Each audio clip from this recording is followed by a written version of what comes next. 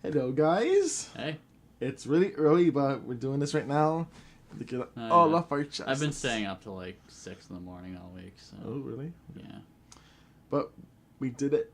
We said what we're gonna do, and we watched Sleeping Beauty, followed by Maleficent, and we ended with Maleficent. So I'm kind of antsy right now. Yep. Yeah. We'll get into stuff. Hello, autofocus. Sleeping Beauty, basic, easy plot compared to Maleficent. Maleficent is a fairy, a dark fairy, and she was not invited to the royal christening of Aurora, and Christening, fine, of Aurora, which is in that time seemed very, very dishonorable to not be invited to that, and Flora, Fauna, and Merryweather, the three fairies of Pink, Blue, and Green Fairy, were invited to the royal christening. So, in that case, it showed that the king and queen did consider the morgue, as they called it in Maleficent, but they didn't consider the fairy folk. So, but it's not Maleficent. The king basically Josh pecked her ass. So. Yeah, and that was seen as a really strong insult to her. So, in doing so, she cursed Aurora to die. Merryweather said, nope, just a sleeping curse. And then, long story short, she gets whipped by the finger. And then she falls in love with the prince, which doesn't know is the prince. The prince doesn't know that Aurora is the princess. And then Maleficent kidnaps Prince Philip. And then they have to save him. Very easy. Yeah. Okay, So yeah, that was a plot summary of Sleeping Beauty. I mean, you've probably seen it before. If you're not, you're me. I don't know. Well, Sleeping Beauty was good. It's one of those old Disney movies that are just like, they're just good movies in general, good animation, especially for the time. Although the shadowing was weird, but I mean, they were just kind of getting into that. Yeah. So. Well, for the shadowing, I think it was only weird because, like, for Sleeping Beauty, it was one of the movies they made where everything was painted on. Oh yeah, like, it was the entire all hand drawn. So. Yeah, the entire background, besides all the characters and all the animated, all the animals, everything, all the backgrounds, trees, and everything was all actually hand painted, water painted. Everything was actually hand painted, and that was used basically to create the entire movie. And it was visually stunning. I mean, they didn't really have much option back then. It looked pretty good, except for anytime they used the color red, it just didn't work for me. But that could have been putting on the DVD too. Pink. Yeah. Well, any like shade of red, so red, pink, some oranges. Yeah, it was a good movie. I liked it a lot. I love the voice. I forgot who. I think it's hard to not like that movie. You just kind of have to like actively be trying to piss people off to not like that movie.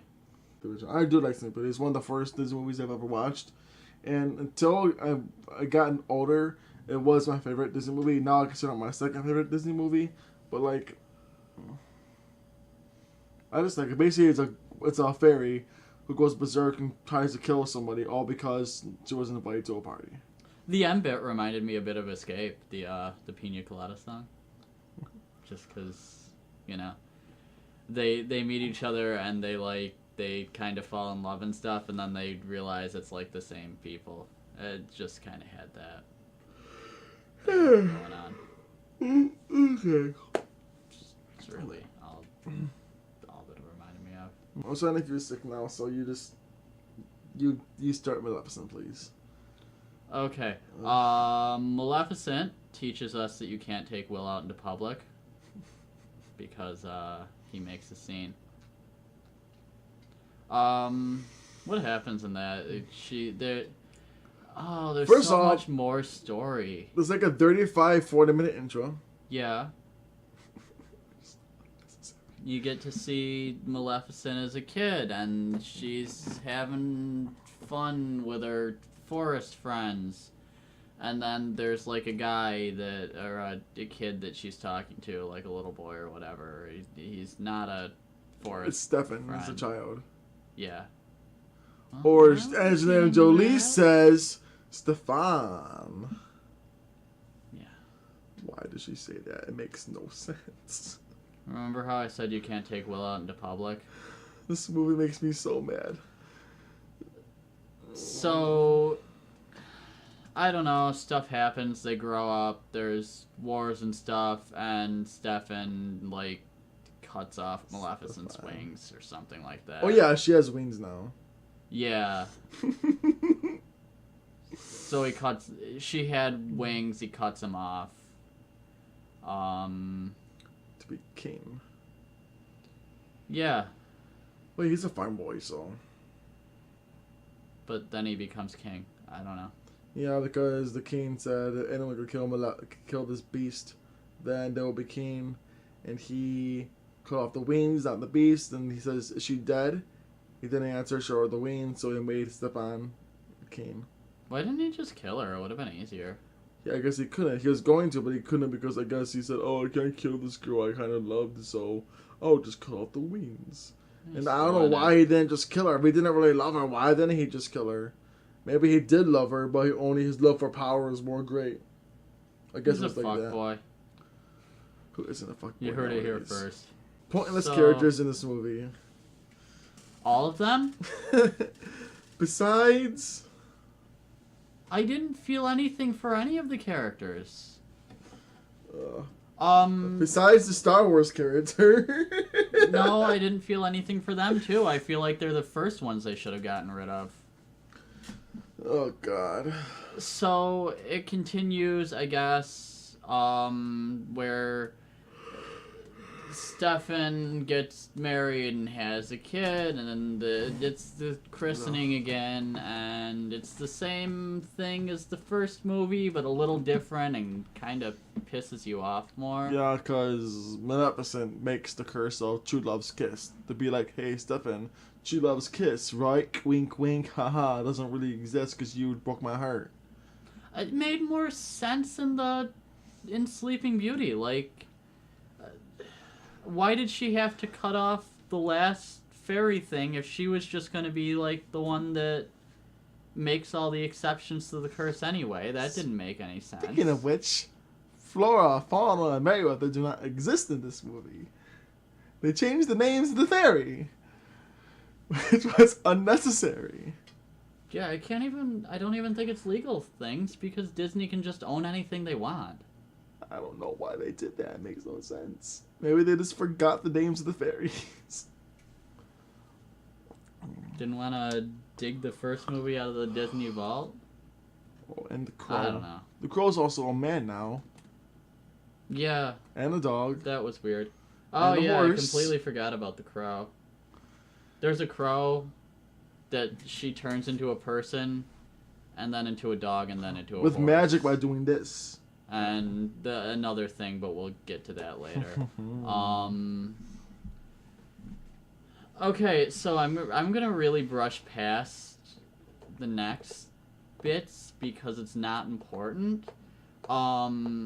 Essentially, it's kind of the same where they're like, hey, we take the princess to a cabin and then raise her, like to the pixie fairy people. They're like, hey, take the princess to a cabin and raise her. So they take the princess to a cabin and they raise her for 16 years and the camera keeps autofocusing. Just ignore that. So that happens, except like Maleficent finds them immediately this time. And that was actually one of the only redeemable parts of the movie, but whatever. So they raise her, and Maleficent's just kind of watching over the princess this whole time for some stupid reason. I don't know. Remember the rah? Yeah. Like, okay, there were two decent things in this movie, two like redeemable qualities to this movie for me. One was Angelina Jolie's contouring, because she goes so much fucking harder than the Kardashians ever did. She's got, like, prosthetics on. Prosthetic cheeks. Never seen the Kardashians do that. The one redeeming factor is Angelina Jolie's contouring. The second... Her British accent? No. Not at all. The second is literally just, like...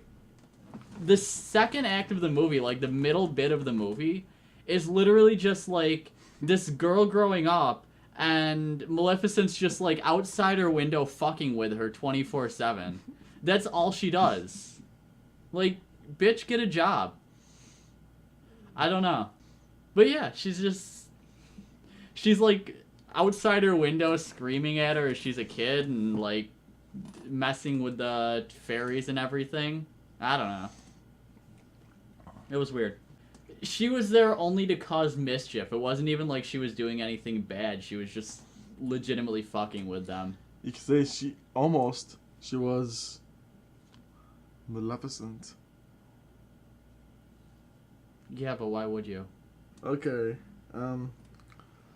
Main point of that is after they find out, it's just like stupid and comical points. She finds out Maleficent is Maleficent.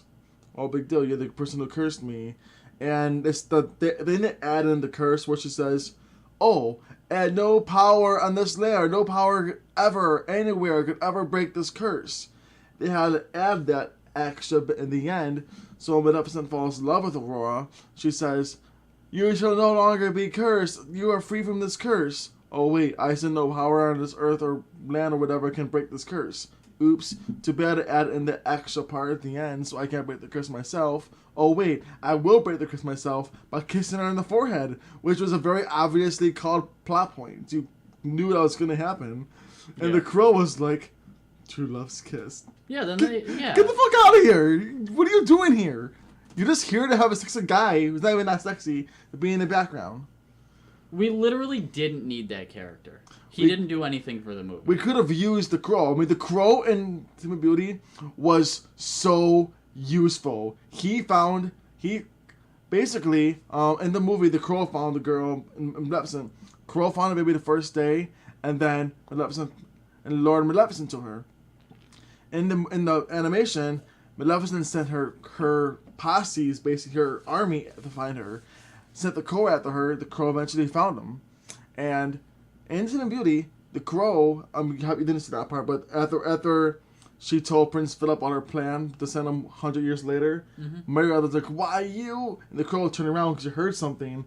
And as Maleficent went to bed, the crow turned back, sneered, because the crow knew something was wrong, found them, and then single-handedly, the crow led an entire army against them. I saw that part. I know, that's the part you did see. Like, that crow was useful. This crow did nothing. Except for the one thing that pisses me off the most in this movie is they take away the most badass scene about Maleficent about her turning into a dragon. She turns the crow into a dragon. And that pisses me off because that's one of the most badass scenes about Maleficent.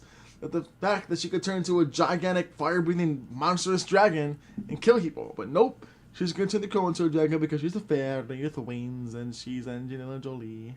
I don't know. It feels like they wanted the crow to be like generic comic relief character, basically, but it wasn't funny. It didn't work. That part was bad. Their accents were bad.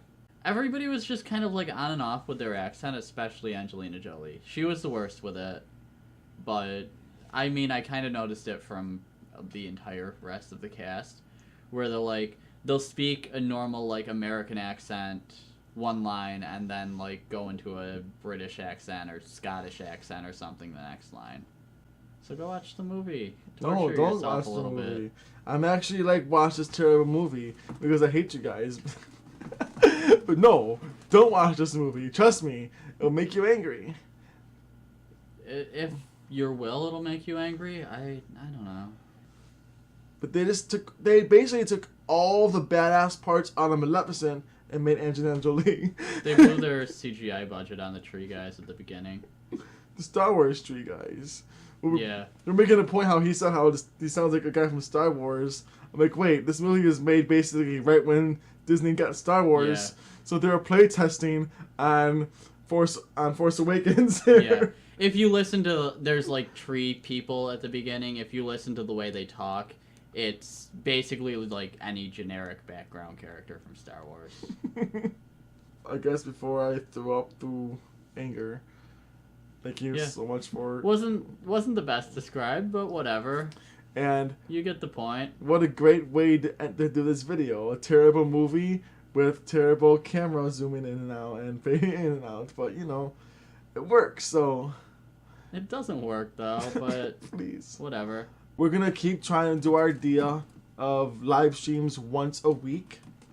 Not once a week, no, once a month. Yeah, once maybe twice a month. We'll see what we can do. Have a bar. Have a bar. I was gonna say have a good night. We said have a bye. If you like the video, If you like the channel, subscribe to the channel. Angelina Jolie. Do that, or are we just gonna close the thing? If by any chance Angelina Jolie. We should just hate tweet her. Before we move on to Maleficent 2, hopefully it's not in the works anymore.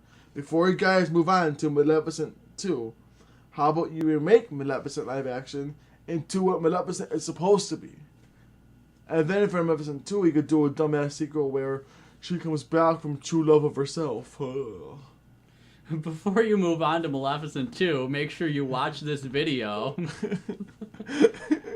Please, take our comments into consideration. Then hit that like button, hit that subscribe button, hit the bell thing.